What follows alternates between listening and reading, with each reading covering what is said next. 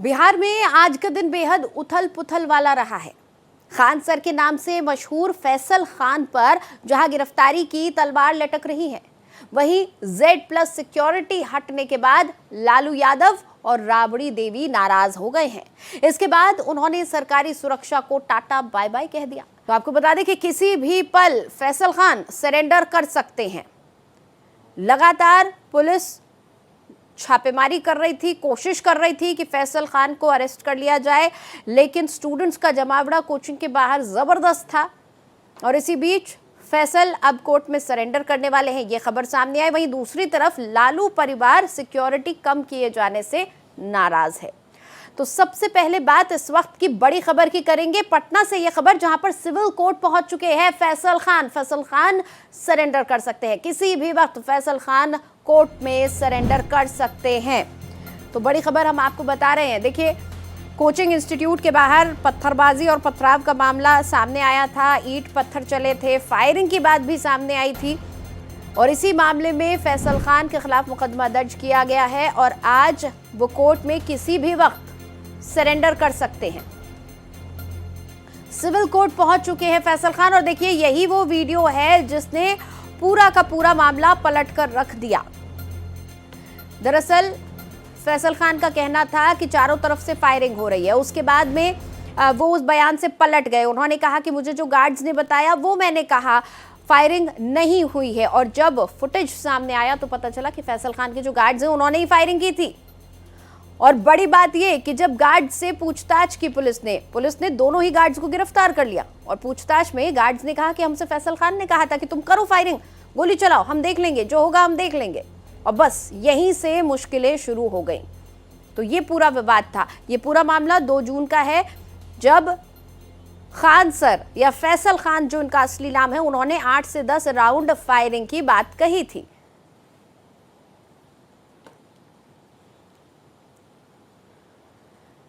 तो आपको बता दें कि पुलिस लगातार कोशिश कर रही थी कि फैसल खान को गिरफ्तार कर लिया जाए और इस बीच ये बड़ी खबर अब सामने आ गई है कि फैसल खान कोर्ट पहुंच चुके हैं और किसी भी वक्त अब वो सरेंडर कर सकते हैं। और आशुतोष मेरे सहयोगी इस वक्त हमारे साथ जुड़ चुके हैं फोन लाइन पर, उनसे हम बातचीत करेंगे। आशुतोष, ये बड़ा और नाटकीय मोड़ अब इस पूरी घटना में आ गया है। पहले तो ये साबित हुआ कि जो गोलीबारी थी खुद फैसल खान के कहने पर उन्हीं के गार्ड्स ने की थी, जैसा कि फैसल खान के गार्ड्स ने बताया भी है। अब वो कोर्ट पहुंच चुके हैं, क्या कुछ अब कोर्ट में इस वक्त चल रहा है, क्या कुछ अपडेट आपको मिल पा रहा है? देखिए, जब भी किसी के खिलाफ कार्रवाई होती है तो 2 प्रोसेस होता है। किसी भी कीमत पे कोर्ट ही पहुंचना होता है। एक प्रोसेस के तहत पुलिस गिरफ्तार करती है और कोर्ट ले जाती है। दूसरा जो प्रोसेस है उसके तहत आपको कोर्ट में सरेंडर करने का प्रावधान है, आप कोर्ट में भी सरेंडर कर सकते हैं। तो जैसे ही फैसल खान उर्फ खान सर के खिलाफ मुकदमा दर्ज हुआ तो कानूनी तलवार लटकने लगी, पुलिस दबिश बढ़ाने लगी, तनाव देने लगी और पुलिस चारों तरफ से तनाव लेने लगी, क्योंकि पुलिस को इस बात की चिंता सता रही थी कि यदि डायरेक्ट गिरफ्तारी होगी तो कहीं न कहीं छात्रों का आंदोलन उग्र हो जाएगा और लॉ एंड ऑर्डर की स्थिति उत्पन्न हो जाएगी। तो मुझे लगता है कि पुलिस बीच का रास्ता इख्तियार की है, एक स्पेस दी है और जो उनके वकील हैं, खास करके खान सर के, वो कोर्ट में पूरा ड्राफ्ट के साथ अंदर दाखिल हैं। तो मतलब यही निकाला जाएगा कि कोर्ट के समक्ष वो पहले एंटीसिपेटरी बेल की बात करेंगे।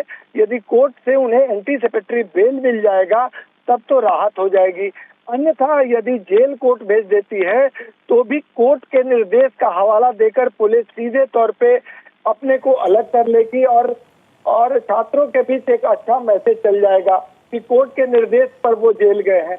तो मुझे लगता है कि इसी कड़ी का यह प्रतिफल है, क्योंकि जिस अंदाज में एक विशेष टीम बनाकर पुलिस छापेमारी कर रही थी, पूरे इलाके को कार्डन करके पुलिस फोर्स की तैनाती कर दी थी और अचानक से सिविल कोर्ट पहुंचने की खबर आती है, तो इसके पीछे कहीं न कहीं डिप्लोमेटिक अंदाज है पटना पुलिस का और उसी के तहत पुलिस आगे बढ़ी है।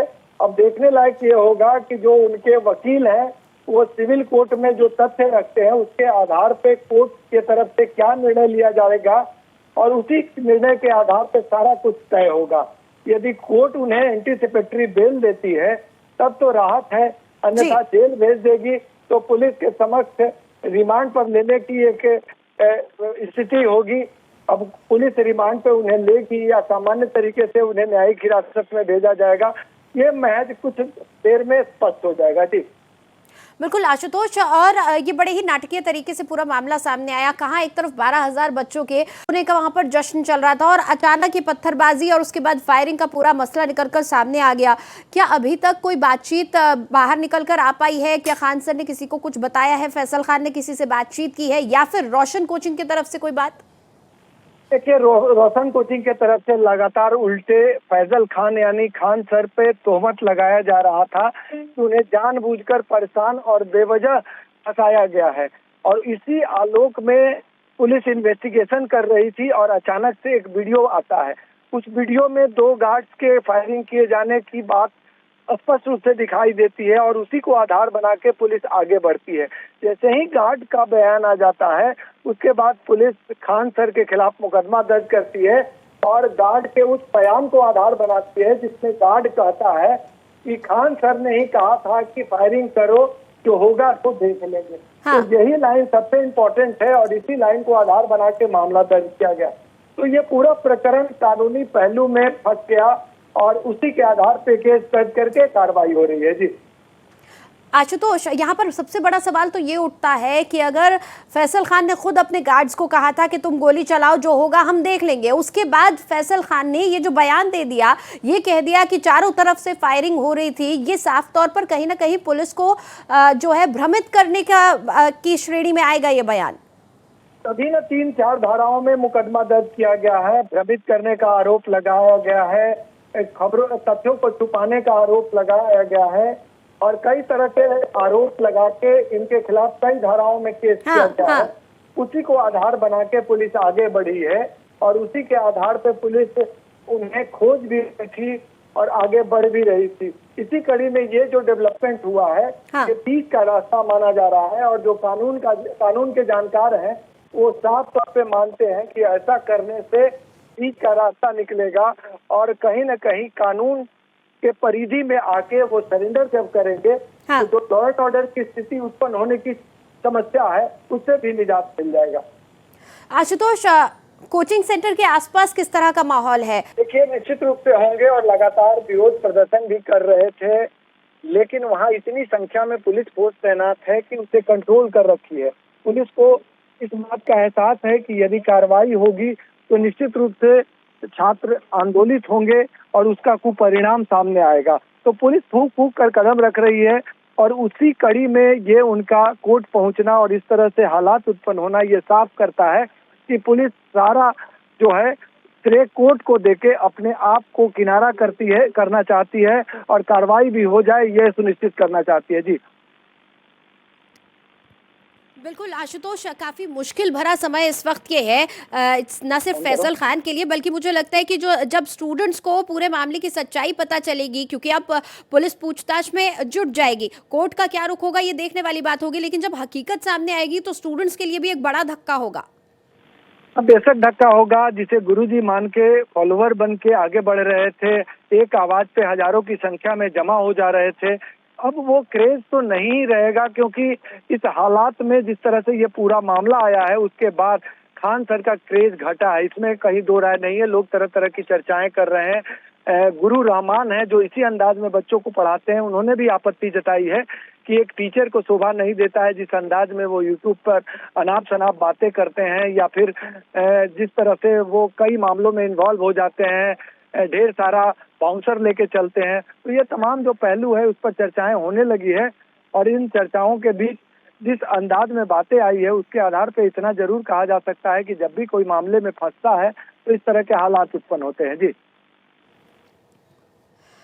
आशुतोष, हमारे साथ बने रहिए। एक बड़ी खबर इस वक्त पटना से, इस वक्त की बड़ी खबर, अग्रिम जमानत की याचिका दाखिल की गई है फैसल खान की तरफ से। जैसा कि हम लगातार बात कर रहे थे, आशुतोष मेरे सहयोगी बता रहे थे, एंटिसिपेटरी बेल की वो कोशिश करेंगे। फायरिंग मामले में सिविल कोर्ट पहुंचे हैं फैसल खान और उनके वकीलों ने याचिका दाखिल कर दी है, अग्रिम जमानत की याचिका लगाई गई है। आशुतोष देखिए, जिस बात जिसका आप जिक्र कर रहे थे कि वो जमानत याचिका डाल सकते हैं, एंटिसिपेटरी बेल के लिए अप्लाई कर सकते हैं, वही हुआ है क्योंकि ये एक बड़ा सेफ कानूनी रास्ता होता है। पहले अग्रिम जमानत की कोशिश की जाती है। इस पूरे मामले को देखते हुए आपको क्या लग रहा है, पटना कोर्ट का किस तरीके का रुख इसमें रह सकता है, क्योंकि बड़ा नाजुक मामला है? देखिए, एक कहावत है कि सांप भी मर जाए और लाठी भी ना टूटे। पटना पुलिस इसी कहावत को चरितार्थ कर रही है और पटना पुलिस ये सुनिश्चित करना चाहती है कि आरोपों का टीकरा पुलिस पर ना फूटे, लॉ एंड ऑर्डर की स्थिति उत्पन्न ना हो, इसलिए एक सेफ रास्ता इख्तियार की है। पटना पुलिस के जो जानकार हैं उन लोगों ने भी खान सर को समझाया, कानून के जानकारों ने भी यही सलाह दी कि इसके अलावा अब कोई दूसरा विकल्प नहीं बचा है, क्योंकि मामला कई धाराओं में दर्ज हो चुका है और ये सब के सब नॉन बेलेबल धाराएं हैं। ऐसी स्थिति में आपको कोर्ट के समक्ष उपस्थित होना ही होगा, चाहे पुलिस उठा के ले जाके उपस्थित कराएगी या फिर आपको स्वतः जाना होगा, लेकिन किसी भी कीमत पे कोर्ट के दरवाजे तक आपको पहुंचना ही होगा। तो उन्होंने इस रास्ते को चुना।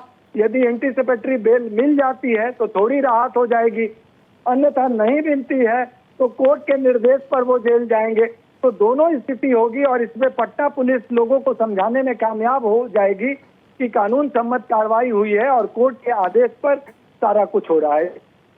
चलिए, शुक्रिया आशुतोष, आप नजर बनाए रखिएगा। तो आशुतोष मेरे सहयोगी पल पल की खबर दे रहे हैं, वो बता रहे हैं कि किस तरीके से एंटिसिपेटरी बेल की अब कोशिश की जा रही है कि एंटिसिपेटरी बेल मिल जाए और कहीं ना कहीं ये जो सरेंडर की बात सामने आ रही है कि सरेंडर कर सकते हैं, कोर्ट पहुंच चुके हैं, ये सब उनको समझाया गया है, बताया गया है कि देखिए शहर के में कानून व्यवस्था बनी रहे और बीच का रास्ता निकल आए, उसके लिए जरूरी है कि फैसल खान अब समझदारी से काम ले।